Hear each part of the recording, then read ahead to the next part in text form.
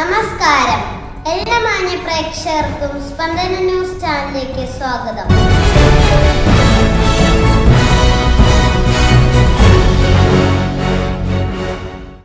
Neriamangalam government ഹൈസ്കൂളിൽ Hiroshima Nagasaki ദിനങ്ങൾ സമുചിതമായി ആചരിച്ചു.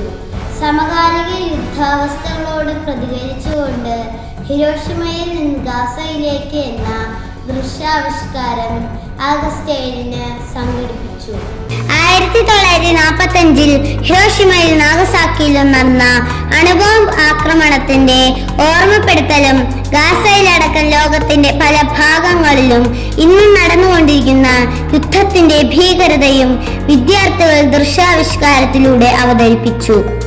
യുദ്ധം അവസാനിക്കണം, സമാധാനം ജയിക്കണം എന്നതായിരുന്നു പരിപാടിയുടെ ആപ്തവാക്യം. വിവിധ ക്ലബ്ബുകൾ ചേർന്ന് നടത്തിയ ഈ ബോധവൽക്കരണ പരിപാടി യുദ്ധത്തിന്റെ ഭീകരതയെ കുറിച്ച് വിദ്യാർത്ഥികൾ അവബോധം സൃഷ്ടിക്കുന്നതായിരുന്നു.